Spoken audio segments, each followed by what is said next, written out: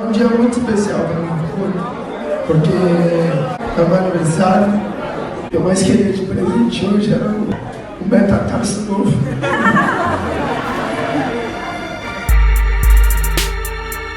Bienvenue dans la quotidienne. Alors je sais pas ce que vous avez fait hier soir, mais moi j'étais à l'anniversaire de Neymar et c'était le feu. Le titre de la soirée c'était La Nuit Rouge pour fêter les 27 ans du Brésilien au pavillon Gabriel. Alors le pavillon Gabriel c'est ici, à Paris, pas très loin des Champs-Élysées, et ça ressemble à ça. Alors grosse ambiance, hein, les joueurs du PSG étaient là, comme d'habitude. Neymar a fait un discours où il était trop ému. Ses potes du Brésil étaient là, dont un en particulier qui avait l'air super heureux d'être là. Ouais, il était content. Et on a vu aussi Neymar chanter.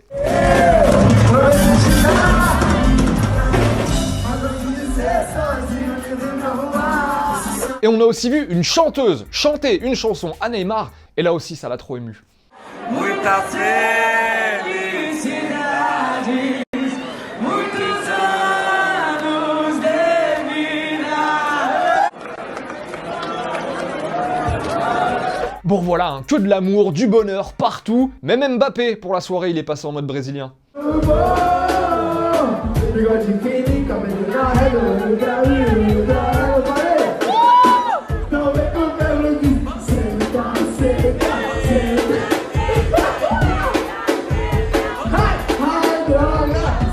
Et on pense que l'histoire du penalty, l'histoire du je t'aime pas, moi non plus, eh ben ça se règle tout doucement.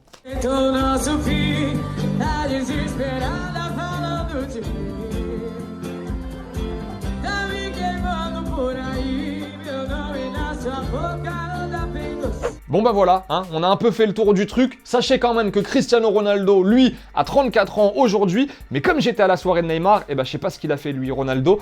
Mais bon anniversaire quand même au Portugais. Allez, petite pause dans la quotidienne. Un petit pont c'est bien, deux petits ponts c'est fort. Au-dessus ça commence un peu à devenir indécent.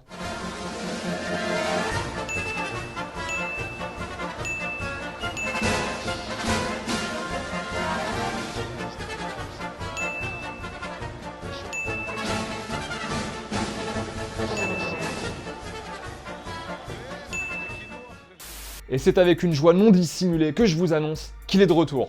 Jingle. Souvenez-vous, il y a quelques mois, José le Terrible nous avait régalé en faisant ça.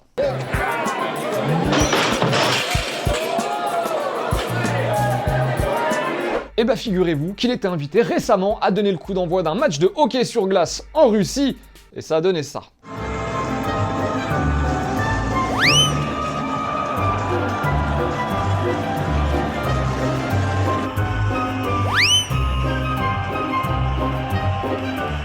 Bon, au passage, hein, on a appris aussi que José Mourinho avait été condamné et avait accepté une peine d'1 an de prison, alors qu'il ne purgera pas, hein, soyez rassurés les fans du Portugais, et une amende de 2 millions d'euros qu'il devra verser, ça par contre, pour avoir caché des revenus au fisc espagnol, voilà, à l'époque où il entraînait le Real Madrid.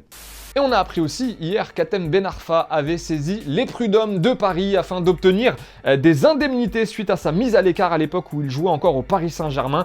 En gros, le joueur veut montrer que sa mise à l'écart au PSG a été un frein pour sa carrière, mais aussi un manque à gagner en termes de primes de match, primes d'éthique, des matchs évidemment auxquels il ne participait pas, et il réclamerait entre 7 et 8 millions d'euros de compensation. Petite question du jour, est-ce qu'il a raison, Hatem Ben Arfa, des mois et des mois après, de continuer à demander réparation, de s'en prendre au Paris Saint-Germain, ou est-ce qu'il devrait tourner la page? Légitime ou pas la demande d'Hatem Ben Arfa? Deux petits commentaires seront sélectionnés demain. Est-ce que vous vous souvenez maintenant de Bartholomé Ogbeche, légende du Paris Saint-Germain? C'était au début des années 2000, il avait quand même marqué 8 buts en 83 matchs, c'était un attaquant. Bah maintenant il joue en Inde, et il est chaud.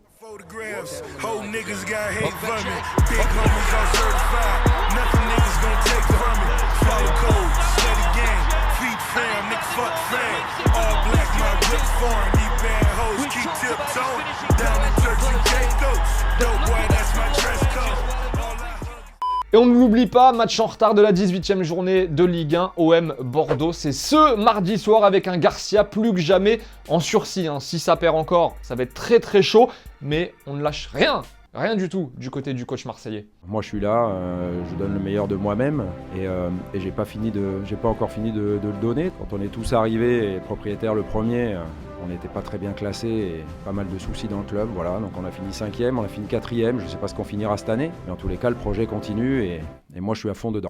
Les 2 petits commentaires sélectionnés en réponse à la question d'hier qui était « Êtes-vous confiant pour l'OL après sa victoire face au PSG et en vue du match face au Barça ?» Esteban nous dit « Non, le Barça, ça reste quand même au-dessus.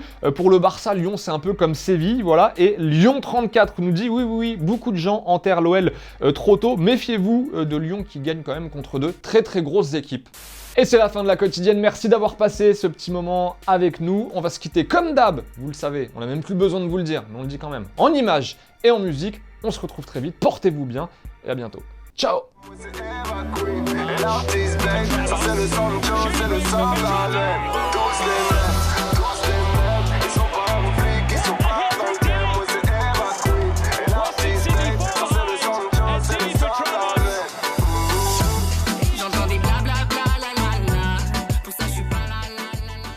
Et n'oublie pas, tu peux cliquer sur le blason Téléfoot là juste à droite pour t'abonner à la chaîne et du coup ne rien rater du contenu exclusif. À la prochaine.